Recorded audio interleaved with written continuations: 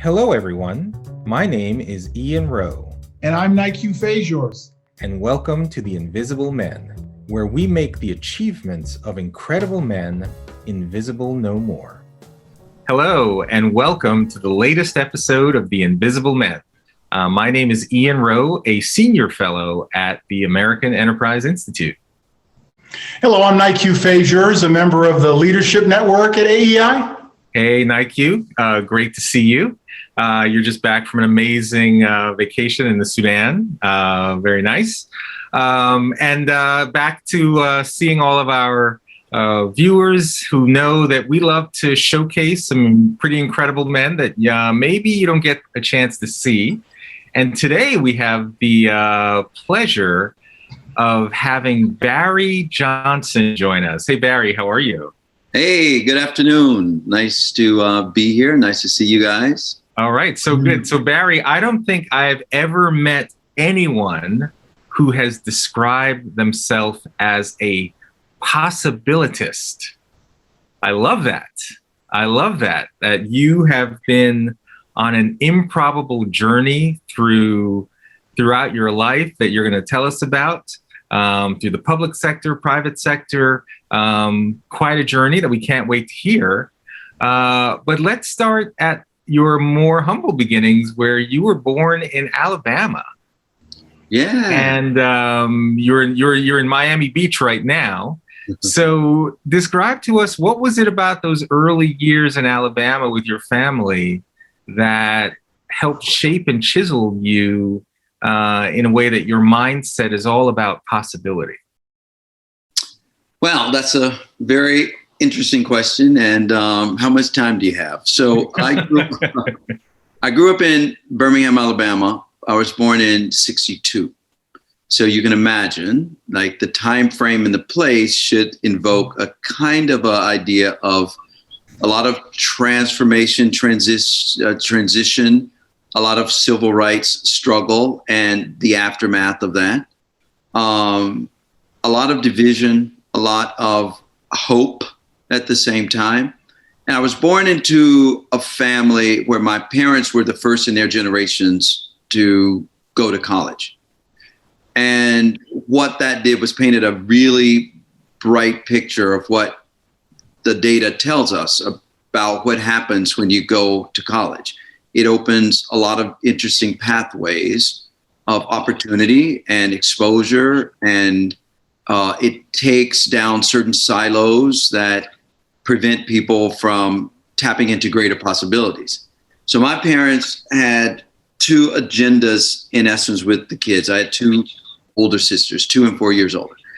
And they never quite said this, but the behaviors told me this, that they had a commitment that we would remain very aware and grounded in our family, like where they came from. And so we visited often my grandmothers and my cousins and everybody who still lived on the same streets where my parents had grown up, the same neighborhoods, right? In the working class, that salt of the earth kind of humble, hardworking people without a whole bunch of means, but a lot of love and a lot of resilience. So that was where we spent a lot of time. On the other hand, my parents were,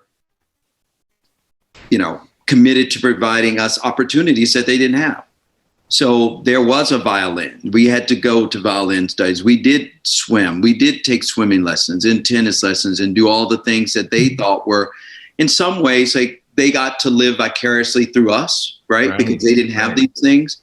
It sort of created two worlds. For me, what it established was a theme that I think has really carried me on my journey. Now that I've been in 70 countries around the world over the course of 58 years, it's a foot in each world. It's a theme. There was a writer, an African-American female writer called, I think it was Lynetta McCain. She wrote for the Chicago Tribune, and she wrote a story that was published posthumously. It was a sad story where she committed suicide.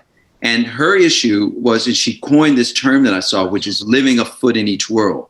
For her, it was a very turbulent and difficult experience from which she did not through which she didn't survive, right? She chose to end her life behind it.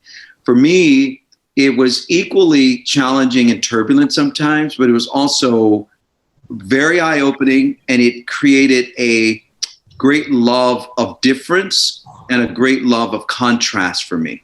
And it also gave me this sense of my purpose on the planet in some way, to move fluidly between different environments, but also to be the one to know when you actually bridge things, when you become a connector, a bridge, a harmonizer, an introducer, which is really one of the themes of the planet, right? Part of our issues are that we don't know each other, trust each other, understand each other, because but we always have ideas about each other. The sad thing is that those ideas come from stories that someone else tells us. Right. Not from our lived stories, which often will give us very different understandings about things.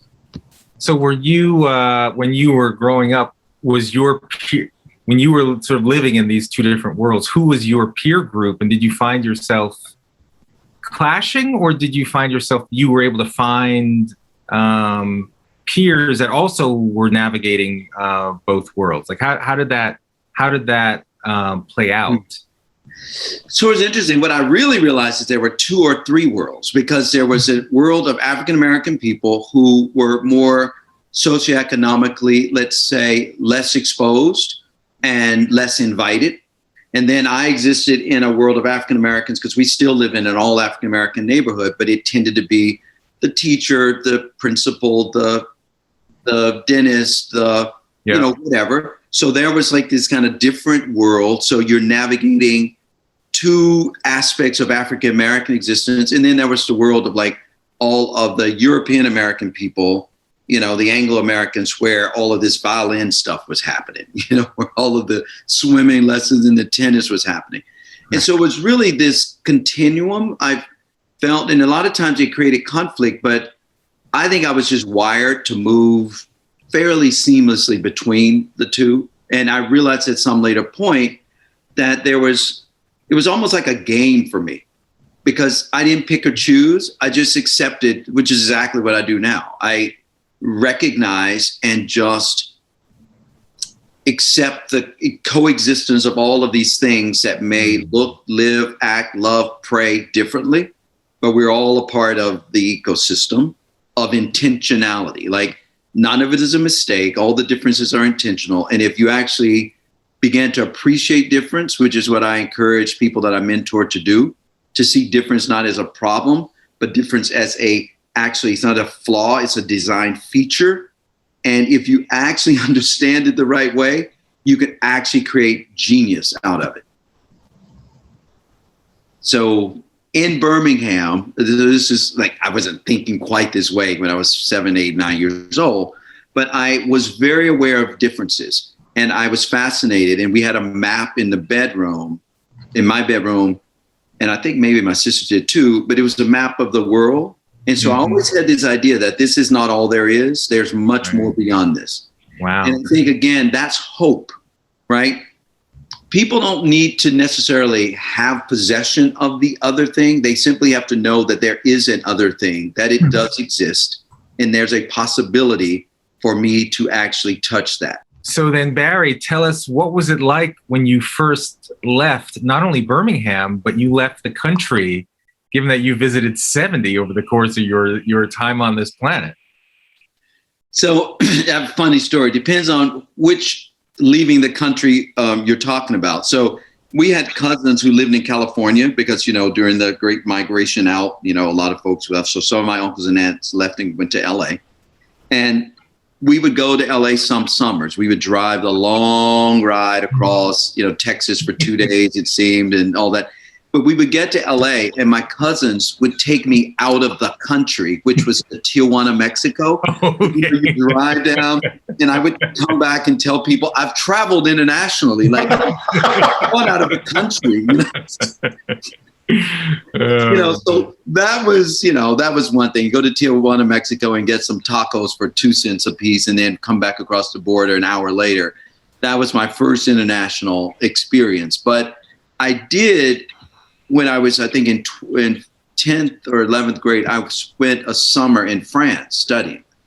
And though it seems like sort of elegant and all this stuff, and it was heart wrought, because I remember telling my parents at that time I was going to this private school, and I was the first African-American male to go to this school. It'd been around for probably 80 years, nestled up in the hills of wherever. And when I went to the school, I realized some interesting stuff, which is that these wealthy kids around me, I connected to them, but I also knew, like, in more than one case, I knew somebody who was like the maid to one of the families in the school that I was in. Wow. And one of them, in one case, was a relative. And so you started to see what is really the inevitable coming together of the world. We think we're separate, but we never are. And so, one of those things is very, very interesting. For me, it sparked something. Like, there was some kind of interesting compassion around it. And I also, was the first time that I felt like really sensed how odd my journey really was. I mean, I just thought, this is strange. Like, I just don't think people normally have this experience. And I started to examine at that point, like, what is this journey I'm on? I always realized I was an odd person. I really have always felt like I didn't fit in, and not in a way that, like, it's not a soft story. I mean, it's just, I never really fit into any one thing. And I probably still don't. I'm probably odd to most people, and that's okay too, because I think the outliers have a role to play, because we can bridge. We learn how to navigate because we don't have a comfort space. We have to actually move between all of these spaces. Yep. So I don't know. That's the then I went to France that year from that school, because the French teacher, I guess they had a trip every year. You go to study for like 6 weeks. You get to travel to all these different cities. And that's all great, except my parents just writing a check to go to France for 6 weeks, and be chauffeured around and everything wasn't like, oh, okay, no problem. And so I became a little bit of an entrepreneur to do that. My dad had a medical issue that almost took his life. He ended up getting a bunch of plants. This is during the time that houseplants became a big thing. So my parents had all these plants. My dad the plants lived and grew. I had the bedroom facing the south, so all the plants were in the room. So I discovered that I had this kind of green thumb. My father also decided he was into organic gardening. Now, this is literally this is years ago, before organics were very key. So my dad actually built, next to his organic garden, a greenhouse for me, which became like a laboratory and a library for me. Very strange. Again, you talk about a strange African-American kid in Birmingham, Alabama, and now I have a greenhouse. I had the greenhouse that my dad literally designed and built. He studied about what greenhouses needed to do. They had fans and electric and light and heating. And this is no lux going on. But my dad decided either I was going to destroy the hardwood floors with all the plants in the water, or he could build a greenhouse, which actually became an entrepreneurial business for me to sell plants that funded my study to France. But of course, I didn't tell anybody, because a guy growing plants back then, it's a whole thing of what that meant to whom. But it was functional for me. It was also, it grounded my fundamental respect and relationship to nature as well. and this idea of cultivation, and how plants and nature can be a healing place. Yeah. Barry, I just want to provide some commentary on a few of the things you said. Kind of your introduction of yourself. I kept thinking about America. At HBS, they call it a delicate experiment. I always call America a delicate experiment. And as you were articulating your journey, your philosophy, your view of the world, it just felt, for me, really uniquely American in terms of fitting in so many places. And, I was chatting with someone when I was in Sudan recently, and I referenced a story that my son told me. And, it was a Thomas Sowell reference, but it was talking about the Europeans and why in the 15th, 16th century they were so successful. Well, when you looked at them, they had gunpowder from China, they had a rudder from India, they had, literally everything they had in their armament was taken from the world. And the comparison was to the indigenous native people of Latin America, the Inca, the Maya, who were a very advanced people, but who had no chance because their isolation, didn't allow them to take advantage of all these incredible things of the world. And so as you were articulating your journey, I just think about you've had the privilege to take advantage of all these different aspects of the world and incorporate it into who you are. It's really, really magnificent. Just one other point, as you talked about being kind of unique and different, Ian, a number of our guests have referenced that as well. The path less followed and just how they've looked at the world. I don't think that's a coincidence. John at Columbia, right, Ian? He talked about how he felt different as a young man. Very common theme.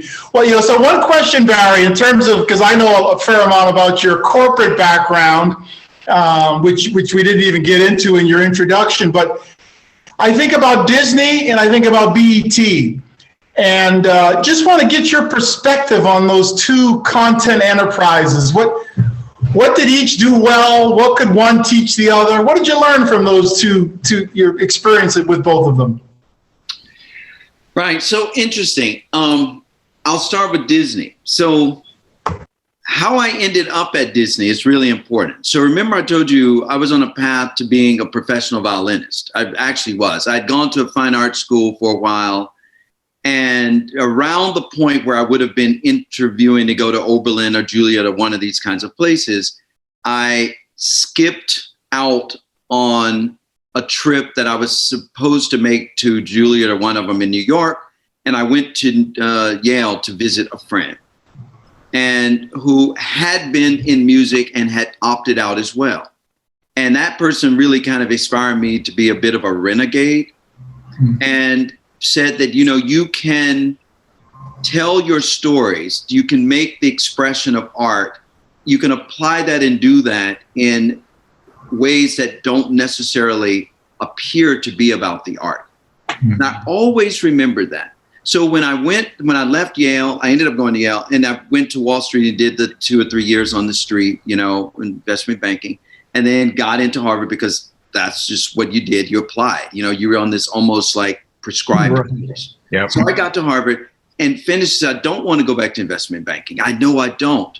But it occurred to me that what would happen if I intersected my business training with the world of creative expression, with the world of storytelling. And what happens if you brought better management principles to that and brought more creative heart into business? So it could be this actual, this change, because business is not typically very contemplative, and we don't tend to think about the softer part of living effectively and successfully into business. There's a lot of talk about it now, right? A lot of talk about it. There are courses about it, and in fact, people have degrees around it. I've read in some places around contemplative leadership. But that's how I ended up at Disney. It was a part of an experiment for myself about how I could tap back into because I always knew, and I even say now, that I'm a creative that pretends to be a business person and an economic diplomat and an economic developer. But at core, I'm actually groomed to be a creator and a person of the earth. So Disney was my opportunity to go and prove that to myself. And it was great, except that it wasn't, because the first week that I got there, originally I was hired by the head of all of Disney production, TV, animation, and film, to be an associate producer at Disney. That lasted about 2 days when I essentially was cornered by 5 guys and girls who basically said, we're going to destroy your career. you have no chance of being successful here. Whoa. Because we're going to undermine you at every turn. Oh my Because gosh. you have come here with your elitist Harvard stuff and Yale and taken a job that was ours. Wow. Wow. So, good luck. So that was my introduction to Hollywood and Disney. I must tell you, I had worked at Disney for a summer before, working for the same guy, and had even helped Disney plan a foray into the Soviet Union, and got Harvard to allow me to actually take 3 weeks off, which had never been done. I was told by Dean McCarthy at the time, what you're asking has never been done. I basically said, I need 3 weeks out in the middle of the school year of second year in order to go to the Soviet Union with all the Disney leadership to figure out commerce there and to do this film festival in multiple cities. And they were like, no, you've lost your mind. And I convinced them that there would be business learning value, and I could be careful what you ask for, because they let me do it. But all of the professors said I had to develop some project or do a study that related to their subject of the class I was lead. So basically I took on 3 like giant projects, but I did leave for 3 weeks. And in fact, during that 3 weeks, one of the professors said, there's this guy called Dennis Hightower, who's the president of Disney Europe at the time. Yes. If he's on that trip, you have to interview him with enough data for me to do a case study on him. So that trip Dennis was on, I had to get up every morning at 5 o'clock and interview Dennis for like an hour for 3 weeks. And a case study was written on Dennis that I studied it at HBS. I studied the. That's how that case study came to be, because I took 3 weeks off of Harvard. But the point is, so I was known to Disney, and that was partly what led me to getting this job, that I was wanted, it was offered by some and rejected by others, my peers.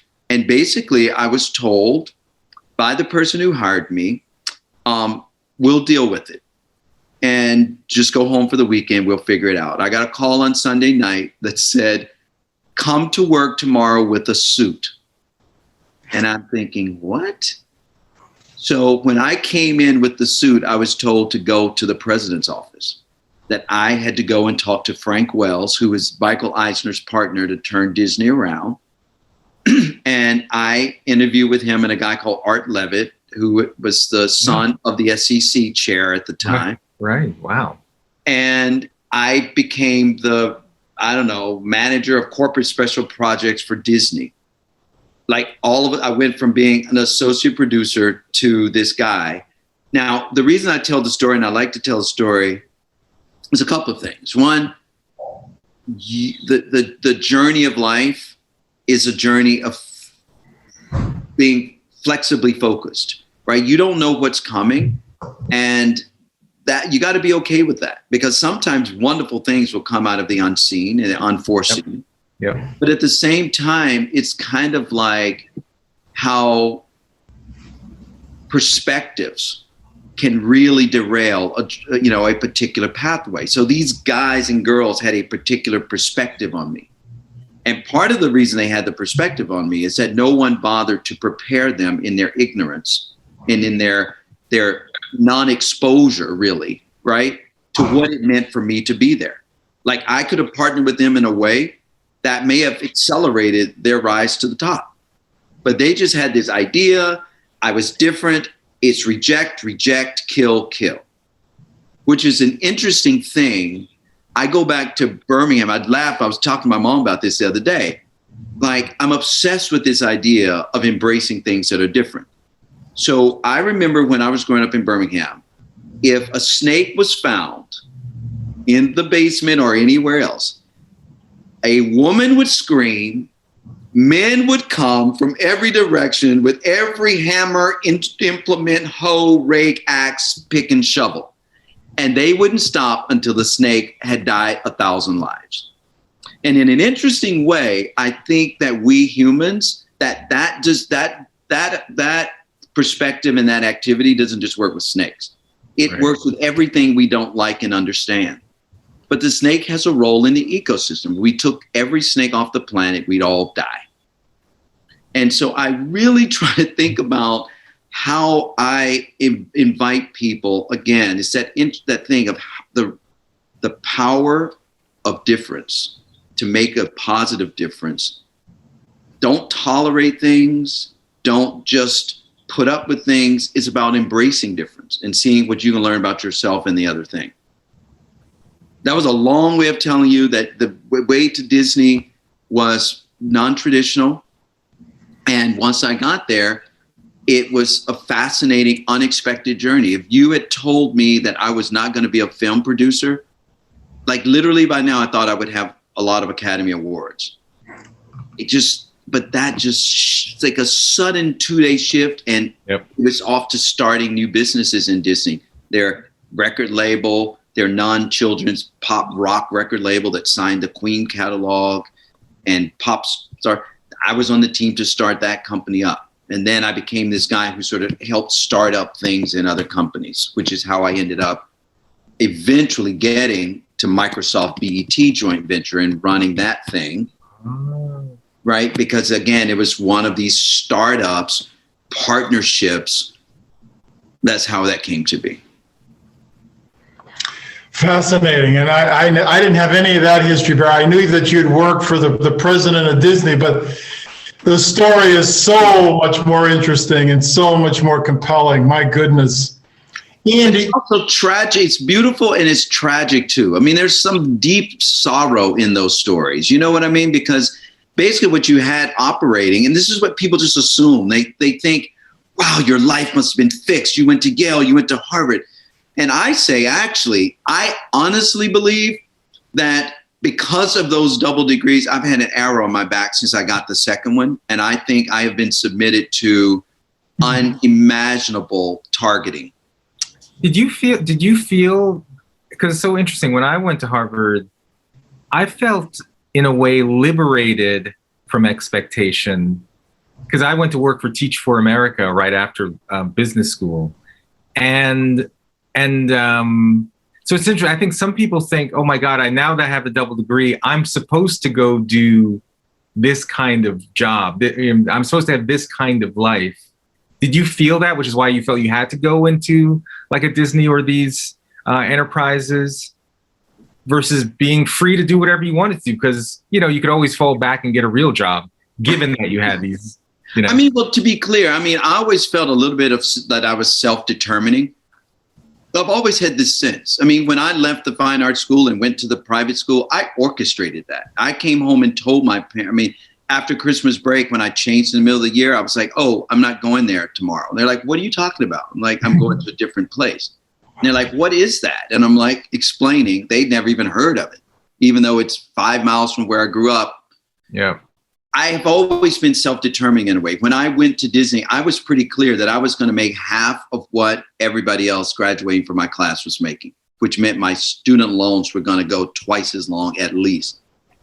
But I was always more interested in things that interested me than things that made me acceptable to other people.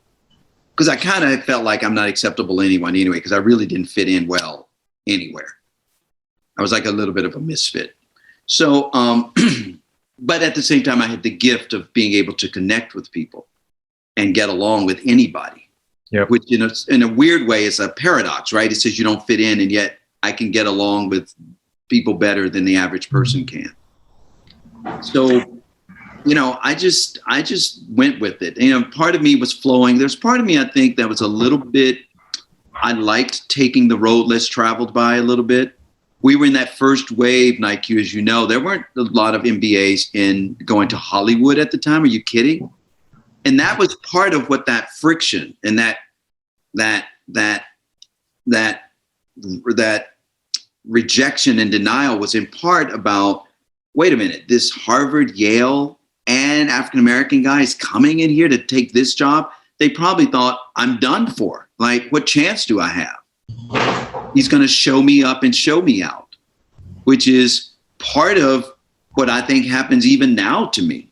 You know, in the roles that I've had with some very esteemed family offices, which is the world I've operated in the last few years, ultra high net worth families where, boy, you know, you come and there is a cohort. And I always tell people, so just to be clear, if you want to work with me, here's what's about to happen. Members of your close clan are going to call you into a room and give you every reason why you need to get rid of me quickly.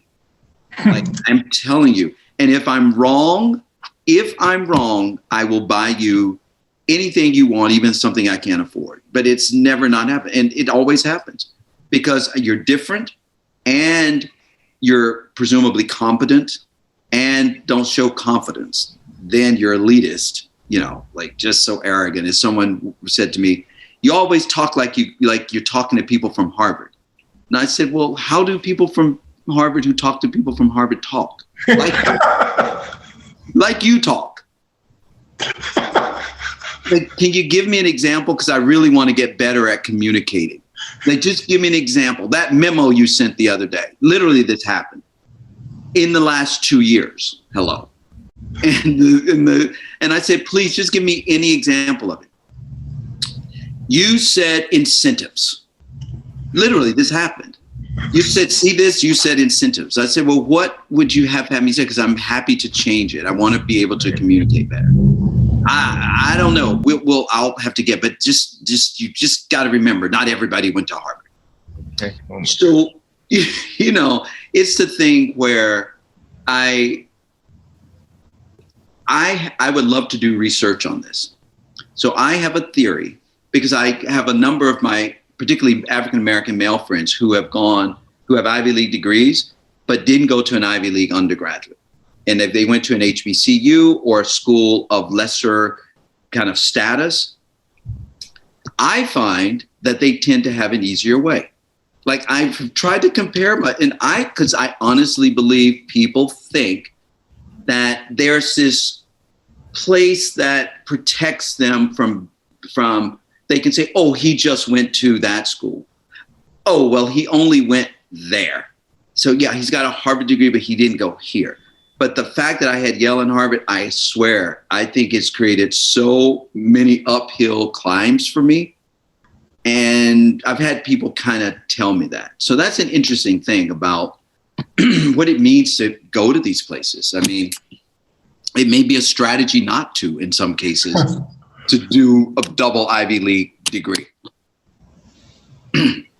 First time I've heard that, but it certainly registers because I went to a blue collar school undergrad, and I haven't experienced what you've experienced. At the same time, though, I'm always very careful when I meet people for the first time to frankly be more humble than I otherwise am.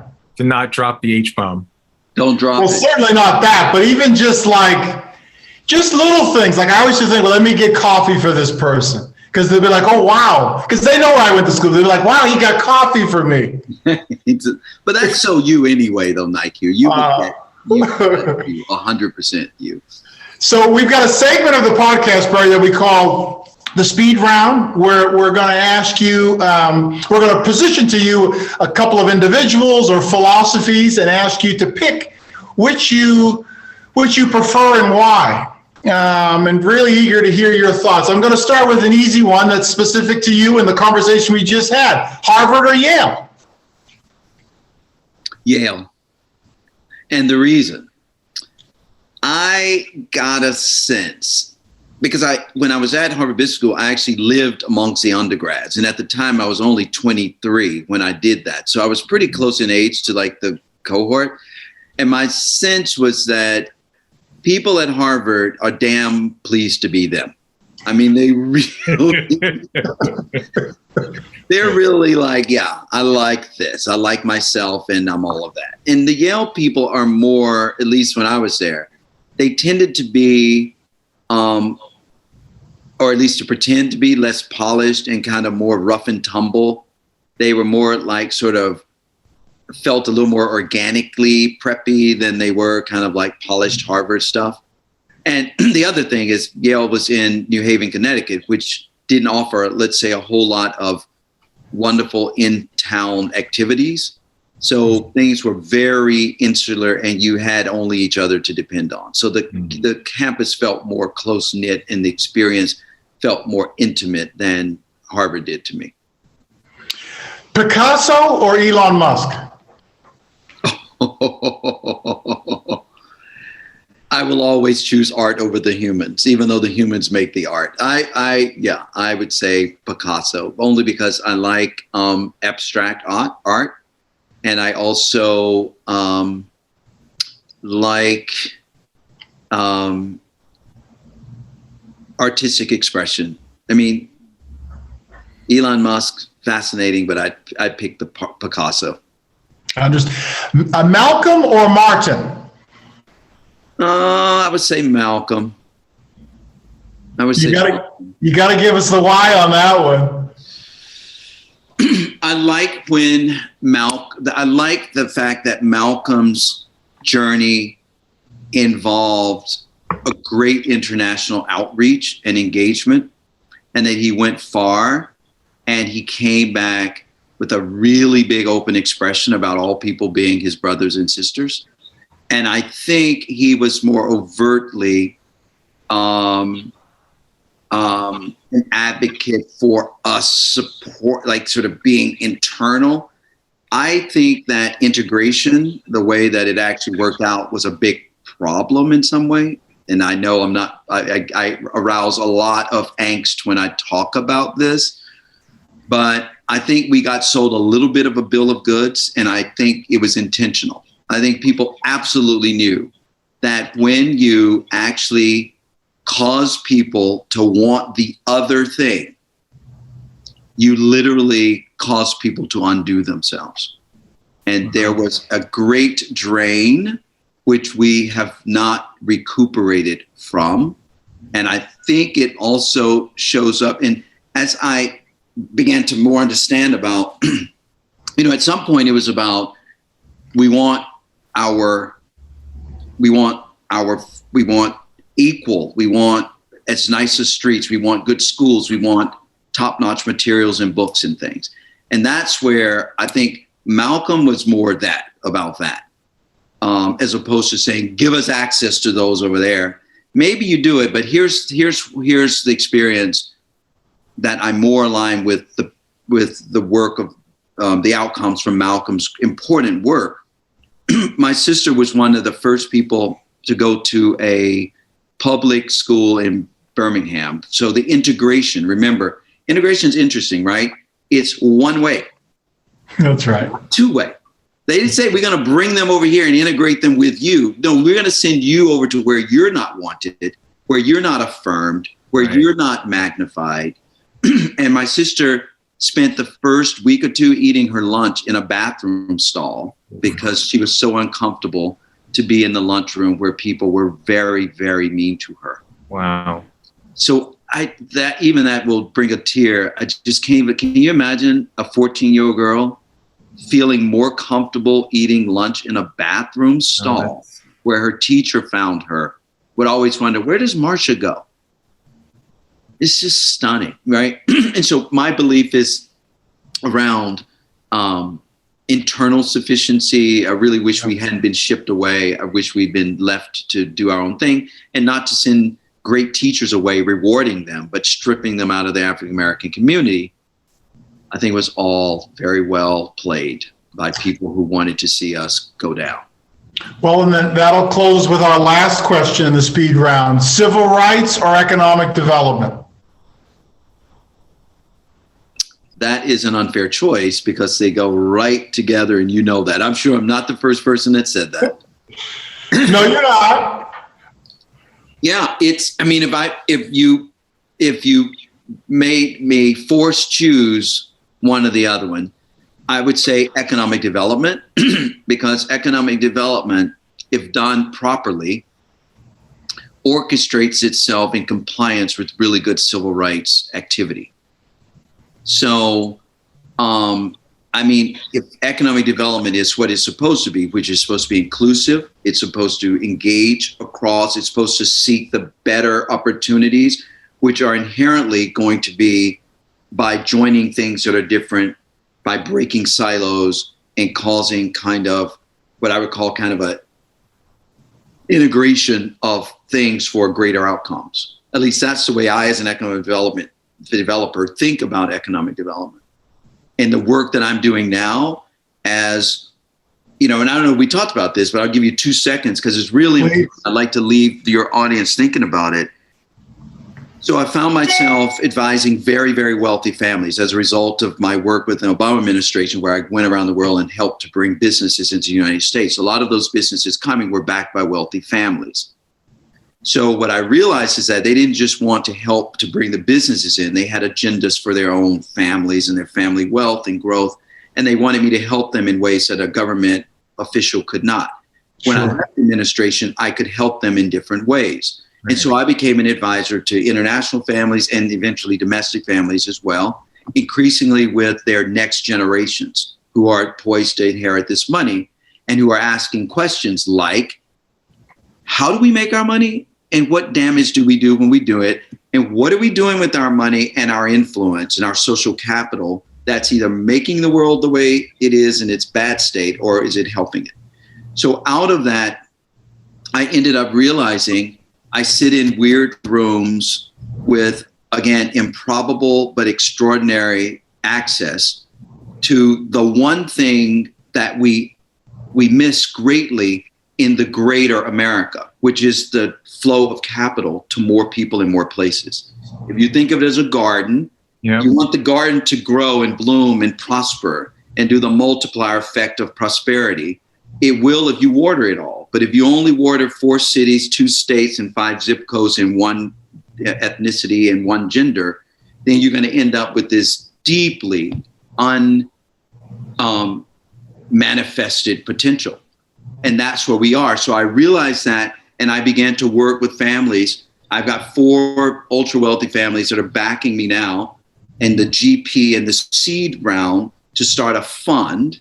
The fund will in some ways function as a fund of funds, investing in management, investing in GPs of funds and managers who are of color and women, but also it will make direct investments and co-investments as well.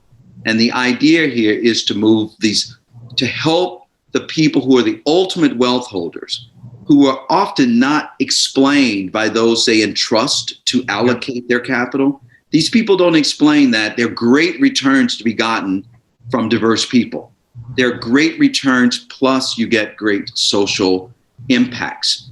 That it really is a great business proposition, and it is a great citizen social impact opportunity. So now that I have the ear, they understand it. We have lots of data and research from Paul Gumpers and others at Harvard and other institutions that actually show how heterogeneity works to create better returns and social impact. So now I've got them agreeing that they'll move large sums of funds through us so that we can actually move them to activate this opportunity that is everywhere in America spread. It's simply not fueled by capital and attention and love and caring and contemplative support. So that's what I'm doing. And Brilliant. Wow, that's incredibly exciting. I mean, that's a whole separate discussion in terms of what you're doing there, but we'll be obviously watching very closely. Ian, you want to bring us home, brother? Well, Barry, thank you for sharing the information about your new fund, because I wanted to ask you about what you were doing. So that'll be very illuminating. And it actually is connected because you're building something for the future. You have this vision for what you want to accomplish in this next stage of your life. And I want you to go back to you at 16. As we shared, Nique and I created this whole idea of the invisible man to speak to young people who didn't know that you exist, or they live in a world where they're not hearing enough about the Barry Johnsons of the world.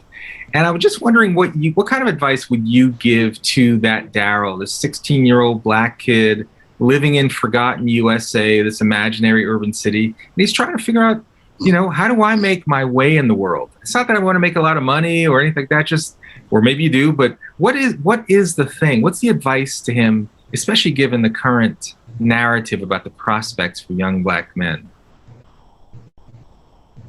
So I would tell him, I'm going to give you a couple of tips. Some are going to sound kind of hocus pocusy, and some are going to sound very grounded. I'm going to start with the grounded ones. Actually listen to all the people who told you to stay in school and work very hard. Get good grades. Treat people well. Do a little bit more than you're asked before you're even asked to do it. Like literally take that initiative. That when you're doing that, you're sowing these seeds and they will bear fruit. They just always do. Maybe not immediately, but just if you work hard, study hard, treat people nicely, take care of yourself, take care of others. There's an incredible effect of giving and receiving that you're a part of a dynamic that's actually universal law that cannot be broken. So do that. The other thing that I would say is that life is lived from the inside out. It's an inside game. There is nothing that you can see, touch, own, even yourself, that didn't start with a thought and an idea. Nothing. Not the shirt, not the glasses, not the shoes. Nothing that you can see in the material world was not first an idea. Wow. And the idea was held by some ordinary people, really ordinary people, who are probably more ordinary than you. They probably have a lesser IQ than you, and they probably may even have less support than you think you have. So the thing to do is spend time visioning, spend time getting the feeling of the wish fulfilled, they call it. Have an idea, have a dream. I go, sometimes I used to do it more when I was in the Obama team. I would go to high schools or colleges and do grad speeches or honors day or whatever. And I would I would bring a couple of people to the stage and I would say, okay, here's a $20 bill. You got 10 seconds to tell me 5 things you don't like, don't want, can't stand, can't abide, just the worst. You can do it in 10 seconds. Name 5, you get the $20. I always gave the $20 away. Always. Because people always know what they don't want and what they don't like and who they don't like. Right. Now, I would put a $50 bill and call 2 people to the stage and say, you have 15 seconds to tell me 5 things you want to do, be, have, experience, or possess. And they would get wide-eyed and be like, oh my God, and never, ever, ever, ever win the money. Right. Why? Because we go around knowing what we don't like, knowing who we don't like. We spend so little time preparing what we actually want. I hate this job. Which job do you love? Which would you want to have? I don't like that thing. What would it be? It's the whole thing in politics. People can complain, but they never have a substitute. Right. Life rewards you when you know what it is you want. So I would tell the 16-year-old, spend some time figuring out what you want and dwell there. It's amazing. You read the philosopher Goethe is accredited with that thing, Just Begin It Now. It's a fabulous paragraph. If you haven't read it, it basically said, whatever you want, whatever you think you want, whatever you want to do, begin it now. Yeah. Because boldness has genius and it unleashes all of this stuff that comes to meet you to accomplish the end. Wow. Your brilliance will be met with opportunity. Boldness connects to genius. Wow, Barry, that was inspiring. Thank you very much. Thank you. Well, as I say, anytime I have these conversations, you know who it's for, right? It's to remind. Hey, sometimes sometimes you're talking to yourself to keep. I'm always talking to myself. So Absolutely. I always say, thank you for allowing me to come to speak to yourself and to me so that I can go and carry on my journey. Yeah. Hello. Well, Barry Johnson, the possibilitist, Thank you very much for joining us. This has been so great. And for our audience, thank you for watching another episode of The Invisible Men. You can watch any episode at www.invisible.men. Nique, as always, good to see you. Yes, my brother. Yeah. So Barry, I got to tell you, I know the burden of the dual degrees, but when I met you in '87, those dual degrees really created a reality for me that was incredibly exciting. And I just admired so much about what you represented. So whatever that burden may have been, I'm sure I'm one of hundreds of young people that you crossed paths with and had real impact on. Because obviously our viewers can see what kind of a special human being you are, and your energy is truly unique. So I just want to thank you. That how old was I? I was 20 years old at that time, and that 20-year-old Nique certainly wants to say thank you for spending time with me and sharing, because I certainly never forgot our time together. So thank you, brother. That's so meaningful to hear that. That's really moving. You never know what impressions you're making. Absolutely. So Absolutely. You can try to do your best and be your best. So thank you, brother. Your best. All right, Barry, thank you. Thank you for watching another episode of The Invisible Men. You can find other episodes at the AEI podcast channel on YouTube, or the website invisible.men, or wherever you listen to your favorite podcasts.